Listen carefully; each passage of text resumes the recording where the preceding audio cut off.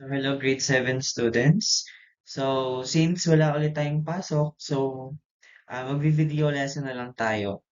So, itutuloy lang natin yung discussion natin or continuation ng discussion natin about physical education and health, especially in PE. So, para hindi na rin magtagal tong video, para hindi rin kumain ng masyadong maraming load pag pinanood ninyo, I'm going to start now the discussion. So here are the learning competency. So ayan. So perform physical activities by applying the principles and concepts of innovation games to solve tactical problems. So meron tayo ditong tatlo. So kindly read na lang, kindly pause and read the learning competency. So here are the content of our lesson. So our lesson is all about innovation games. So we're going to tackle or discuss the game concept, the positioning, the relationship with people, the relationship with objects. For number two, the game principles on how we can score, how can we prevent your opponent from scoring, restart, play, and transition. Okay, let's now unlock the content vocabulary. So, makinig mabuti. I'm going now to discuss the first one, in content vocabulary, which is the game.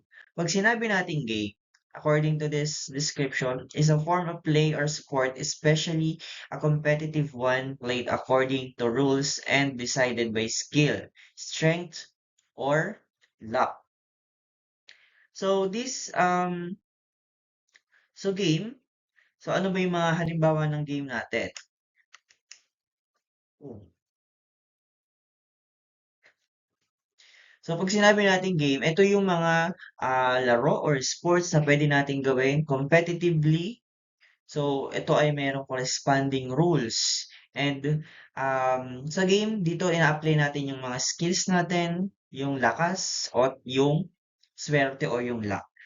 Examples of a game are basketball, soccer, volleyball, rugby, or hockey.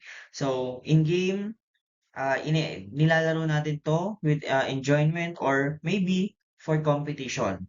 It also follow a certain rules. So may sinusunod tayong rules. May player na gumagawa or pine-perform nila yung skills, pinapakita nila yung lakas nila and ano yung strategy nila to win that game or a sport. So that is the game. Next, we have the skills. So skills is the ability to use one's knowledge effectively and readily in execution or performance. Pag sinabi nating skills, ito yung ability mo or ito yung kakayahan mo na i-perform or kung ano yung alam mo or kung ano yung alam mo, yun yung skills or pwede mo siyang i-execute sa isang performance. So, halimbawa nito, so if you can pass the ball accurately to your teammate, passing is your skills. So, di ba? Kapag tayo naglalaro ng basketball, pinasa mo yung bola sa kasama mo or sinut mo yung bola sa ring. So, anong skills natin doon? Ang skill doon is yung shooting or passing. So ano pa yung mga ibang skills natin sa mga specific sports? For example, sa soccer, kicking the ball.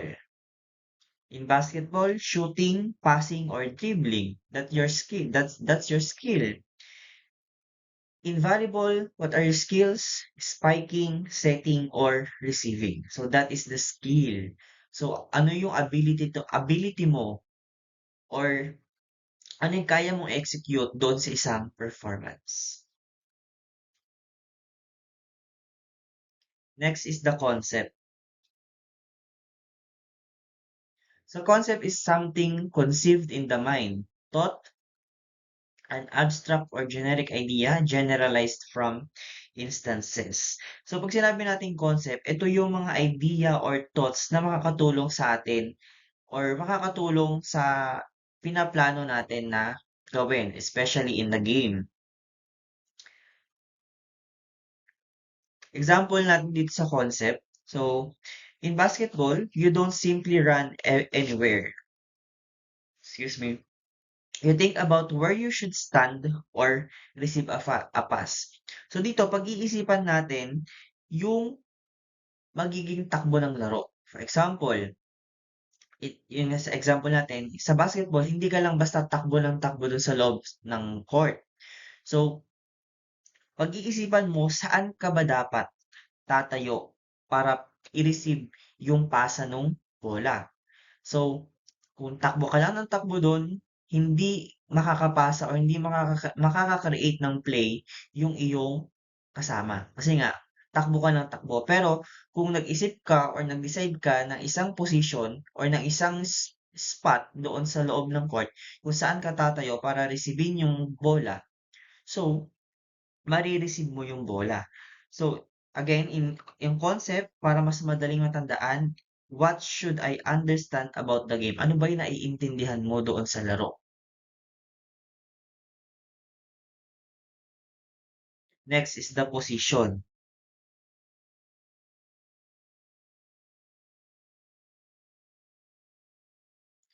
Position is to put or arrange someone or something in a particular place or way. So, sa madaling sabi, positioning, saan mo ba dapat ilalagay yung sarili mo doon sa isang particular na laro.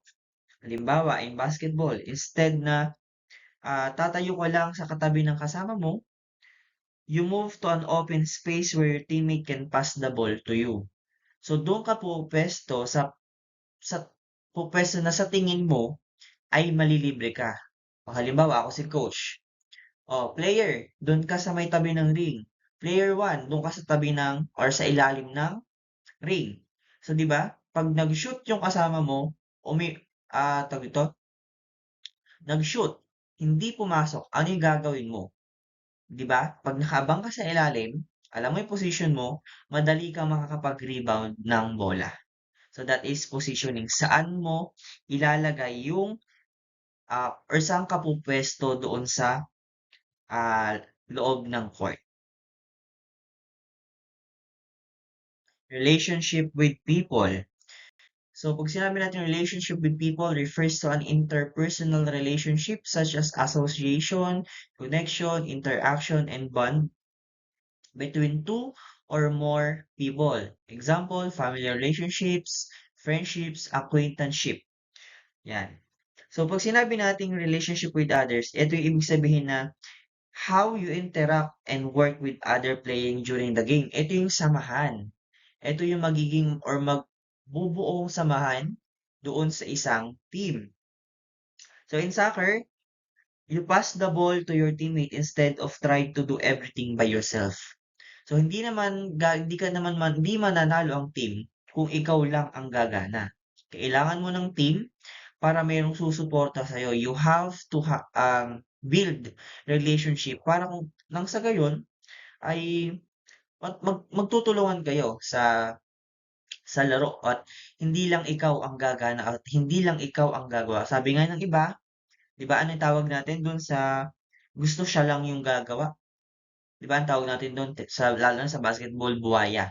So, hindi puwedeng gano'n. So, kailangan meron tayong relationship with other people. So, yun nga yung mabubuo mo sa team.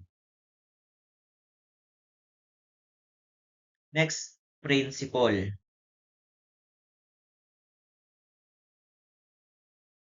Principle is a kind of rule, belief, or idea that guides an individual. Ito yung prinsipyo sa Tagalog. So, in game, kailangan meron tayong prinsipyo. Kailangan mabuti ang ating prinsipyo or principle kasi ayun, it's a kind of rule, belief, paniniwala. Ano ba yung paniniwala natin?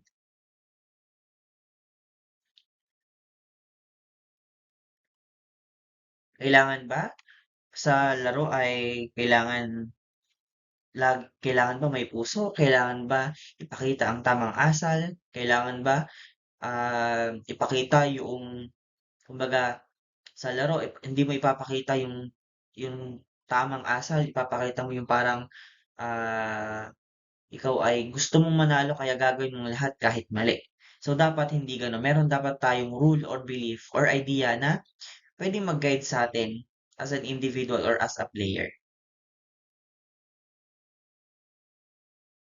Next is scoring. So, scoring is to win or get a point, goal, etc. in a competition, sport, or game. So, ito, madali na lang naman natin intindihin yung sport. So, I mean, yung scoring. Pag sinabi natin scoring, ito yung paano ka makakapuntos. Halimbawa, sa basketball, paano ba tayo makakapuntos? By shooting the ball into the hoop or into the ring. In volleyball, either a service, a spike, or a drop shot. In football, makaka-score tayo by putting the ball into the goal post. Pag na-shoot natin yung bola dun sa goal. Ano pa? Yon. Pag badminton, pag nag-smash ka or nag-drop, you, excuse me, you, you can earn a point. So that is scoring. Next, prevent scoring. Ano ba yung prevent scoring? Is to keep from happening or existing, to hold or to hinder or stop from getting score. So ito, malimit ito sa mga sports, lalo na sa mga basketball, volleyball, football. Yun, di ba? Pine-prevent na, halimbawa, doon tayo sa basketball. How do we prevent your opponent from scoring, di ba? Anong gagawin natin? Gugwardyahan natin yung may dala ng bola para hindi siya makalapit or makashoot doon sa butas or I mean sa ring, di ba? That is how you prevent scoring in basketball. In volleyball naman, how do we prevent the opponent from scoring? For example, sa spike, halimbawa, papalo yung spiker. Paano natin mapipigilan yung palo? By blocking. So doon, pine-prevent natin sila from earning points to their team. Para mas madaling matandaan, prevent scoring, i-stop natin kung paano sila makakakuha or um,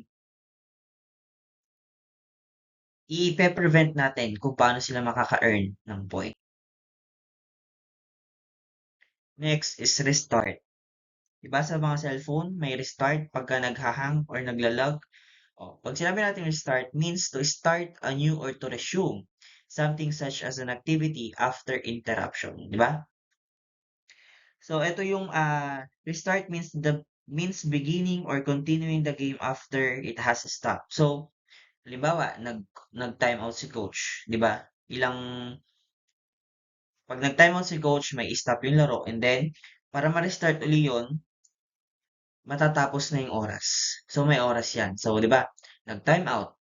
Minsan kadalasan 30 seconds, ganun lang yung time. So, after yung time out, restart ulit ng laro. Or pag natapos yung isang set or isang quarter, rest, and then another set or quarter na naman ng laro. That is restart. Next, play. Play means to engage in activity for enjoyment and recreation rather than a serious or practical purpose. So, play, ibig sabihin ito, you are participating in an activity for enjoyment and recreation.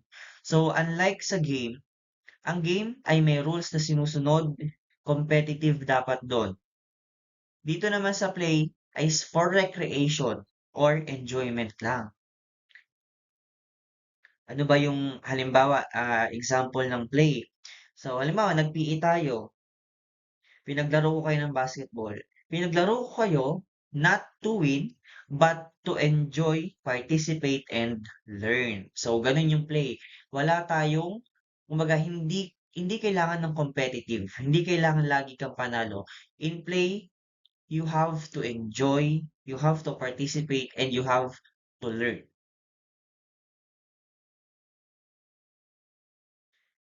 Next, transition. Pag sinabi natin transition is a change or shift from one state or stage to another. It also a period or pace in which such as change or shift is happening. So, pag sinabi nating transition, ibig sabihin may pagbabago doon sa isang galaw papunta sa isang galaw or papunta doon sa from changing from one situation or stage to another. Kumbaga, ito yung una mo, ito yung una mong galaw, or halimbawa papunta ka dito, bigla kang babalik. May transitioning. Or from this position, pupunta ka dito sa kabila. May transition, may pagbabago, may switching, or may change or shift na nagaganap. Ano yung example ng transition? In basketball, your team is attacking. You lose the ball, you quickly move back to defense. Halimbawa, dala-dala mo yung bola.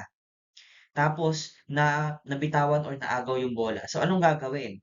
From dala-dala mo yung bola, magsi-shift ka or magbabalik ka doon sa depensa. Kasi, di ba, naagaw na sa'yo, anong gagawin? Pababayaan mo ba yung nakakuha? Hindi. Ang gagawin mo, didepensa ka uli para ma-prevent naman yung nakaagaw ng bola sa papunta dun sa kanyang side ng court or kung saan siya magsushoot para maka-earn ng point. So, dyan papasok yung preventing scoring. Pe-prevent mo naman siya para makakuha siya ng points doon sa team niya. Yan. So, game concept, positioning, relationship with people, relationship with objects. So, yun. So, ayan. Let's proceed now to what is an invasion game. Ano nga ba ang invasion game? So, pag sinabi natin invasion games are team games where the purpose is to invade the opponent's territory and score a goal or a point. These are typically fast-paced games that need teamwork in order to control the ball, keep possession, move into a scoring position, and prevent the opposition from scoring. Yan. So, ang invasion game daw is a team sport. Ibig sabihin, ano ba yung mga team sport natin? Basketball, volleyball, or a football, a rugby, and or a soccer. So, pag sinabi nating invasion game, kailangan i-invade mo yung territory ng kalaban mo to score a point. Halimbawa, sa football, di ba? Ano yung tawag natin doon sa may tao doon sa may sa may parang box na gano'n or yung sa goal post. Ang tawag natin doon is the goalkeeper. Ay ang trabaho ni goalkeeper ay pigilan yung bola na pumasok doon sa loob ng goal post. So, anong gagawin ng kalaban?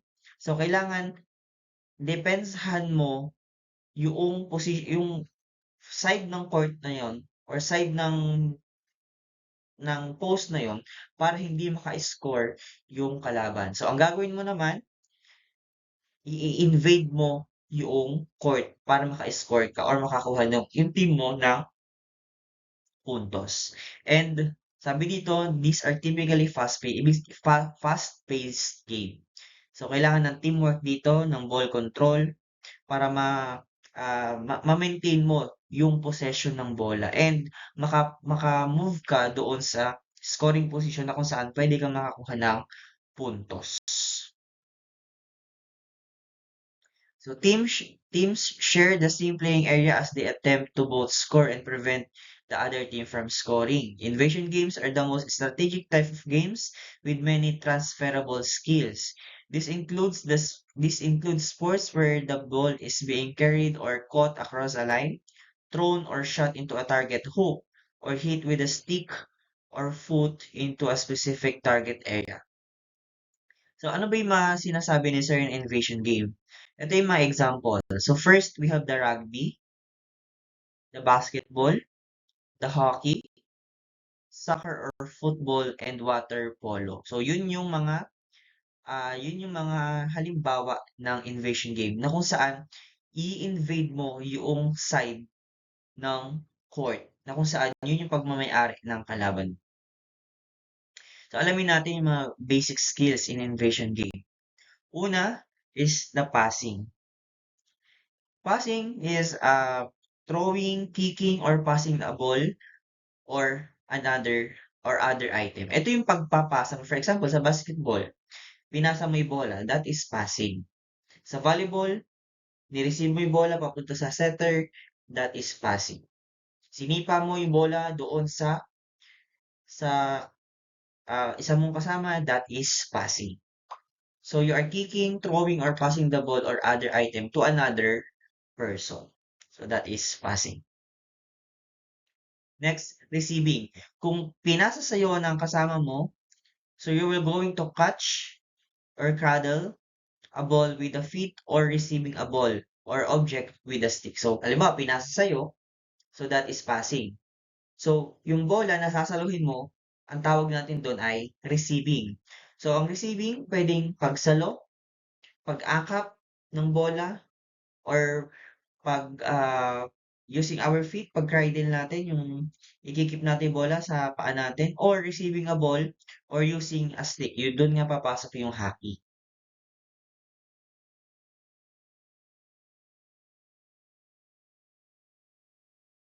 Next, dodging. So dodging, meaning to maintain personal space, making sure not to collide with other players or of objects. So dito, kung napanood ninyo yung rugby na tinatawag natin, doon yung kumbaga iiwasan mo sila na mahuli ka para matackle down ka nila or mapatumba ka nila. So, pag napatumba ka nila, hindi ka makakapunta doon sa pinaka parang goal post nyo na kung saan pwede ka makascore. So, dodging, ito, iiwas ka.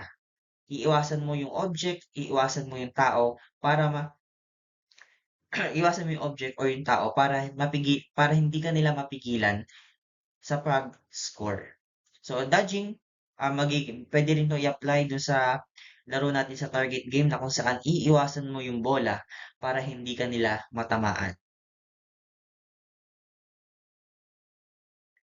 Okay, next, change of direction. Change the way the body is traveling. So dito, change of direction, halimbawa, pa diretso ka, tapos nakita mo meron kang kalaban or merong bantay. So ang gagawin, magche-change ka ng direction or yung tinatawag nung iba sa basketball na fade away. So change of direction means changing direction in which your body is moving. Halimbawa, ah, tumatakbo ka pa forward, then suddenly, iikot kang ganon. Halimbawa, ito yung iyong kalaban. Tumatakbo ka, nakita mo may kalaban ka, magmo-move ka into another direction kasi para maiwasan mo yung iyong kalaban.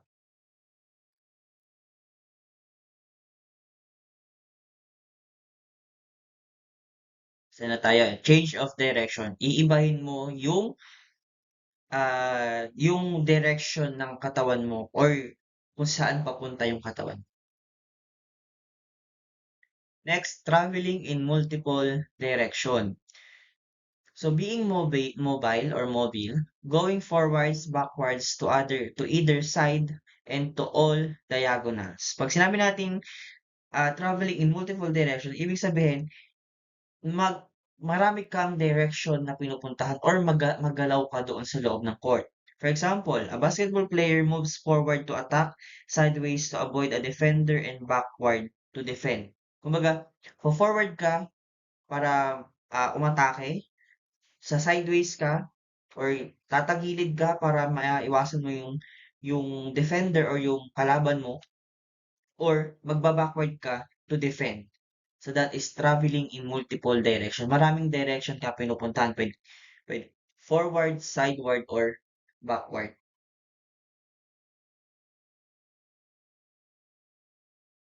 Next, speed and agility. Being quick and flexible. Yan. Kailangan, in basketball or in football, kailangan mabilis tayo and yung agility or magilas tayo, hindi tayo yung babagal-bagal. So, lalo na sa mga invasion games, sabi nga kanina, is a fast pace. Ibig sabihin, mabilis yung transition. Kailangan hindi ka mabagal. Halimbawa, dala mo yung bola. Di ba, sa basketball, idadrive mo yung papunta sa ring. So, kailangan meron kang speed and agility. Agility is para maiwasan mo kung sino yung haharang sa'yo. Kailangan maging agile ka. So speed means moving quickly. Mabilis dapat kumilos. Agility means being able to move or change direction quickly and effectively. Halimbawa, nakuha mo yung bola, speed, tumakbo ka na mabilis. Tapos merong biglang humarang sa'yo. Agility, madali ka makapag-move ng direction. Yon.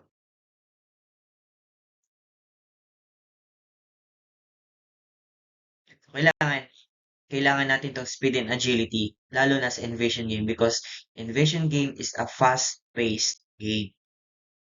Next. Spatial or spatial awareness. So recognize your position and see where you are in relation to the playing of the game. Pag sinabi natin spatial or spatial, aalamin mo kung nasan ka at nasaan yung ibang players or alam mo kung nasaan sila para alam mo kung saan ka puposisyon. For example, sa basketball, 'di ba? Kailangan hindi ka lang naman hawak mo 'yung bola. Kailangan lilingon-lingon ka din para makita mo kung merong aagaw ng bola dun sa likod mo. So halimbawa din sa dodgeball or sa batukalang pusa, 'di ba? Kailangan alam mo 'yung space mo doon sa may hawak ng bola or kung nasaan na 'yung bola. Kailangan aware ka dapat kung nasaan na or nasaang position ka. Hindi 'yung kasi 'pag hindi mo nalaman yung position mo, madali kang mataya or maagawan ng bola, especially in basketball. Next, change of speed. Recognize your position and see where you are in relation to the playing of the game. So this means changing from moving slowly quickly or quickly to slowly. 'Di ba sa speed, 'di ba sa speed kailangan mabilis ka diyan. So pag change of speed, halimbawa parating ka na doon sa ring, syempre magbabagal ka na kasi pag hindi ka nagbagal, sosobra ka. Magiging kumbaga lalabas ka sa court or sa playing area. So kailangan from quick to slow or from slow to quick. So magbabago tayo ng speed from mabilis to mabagal. From mabagal to mabilis. That is change of speed. Anticipation. Guessing where the ball or play might go. While anticipation is not a necessary skill, it can be extremely valuable when playing defense. Pag sinabi natin anticipation, ito yung i-anticipate natin kung or ipe-predict natin o huhulaan natin saan ba or ano yung mangyayari or ano yung susunod na mangyayari sa game. So, it is especially useful in defense. Halimbawa, may hawak ng bola. Na-anticipate mo na magdadrive siya doon. Anong gagawin mo? Bablakan mo yung may dala ng bola. So, na-anticipate mo na, kumaga, magle-layup siya. Anong ginawa mo? Binlock mo yung bola or hinarangan mo kung saan siya pupunta. In volleyball, halimbawa, may blocker tayo na spiker. Nakita mo na mababa yung elbow. So, anong gagawin ang pwedeng gagawin no, ng spiker? Pwedeng i-drop since na-anticipate mo or na-predict mo ano yung gagawin niya or ano yung susunod niyang gagawin. Natauhan mo or napuntahan mo yung spot na walang tao para ma-prevent mo from scoring yung kalaban. So, anticipation. Na-anticipate mo kung ano yung next na gagawin. Yan. So, recap tayo sa concept or sa skill. Pag sinabi nating positioning, saan ka dapat lulugar? In passing, you are sending the ball. Receiving, you are getting the ball. Dodging, avoid an opponent or avoid an object. Change of direction, change where you are going. Speed and agility, move fast and change quickly. Spatial or spatial awareness, know what's around you. Alam mo dapat kung sino yung nakapaligid sa'yo. Change of speed, go faster or slower, or goes from slower to faster or fast. Anticipation, predict what's next. Predict mo or i-anticipate natin ano ba yung susunod na mangyayari or ano yung susunod na gagawin nung kalaban. Scoring is getting points. Prevent scoring is stopping your opponents to get points. Restart is to start again, and transition is change from one situation to another. So, yan yung mga easy ways to remember doon sa mga na-discuss natin na concept. So I hope na may natutunan kayo dito sa discussion natin para pagbalik natin next week ay more on PE na tayo and kaunting quiz about the PE and health, yung mga naunang discussion and this one. So I hope you're okay and araling mabuti ang discussion natin. So yun lang. Thank you for listening and see you next week.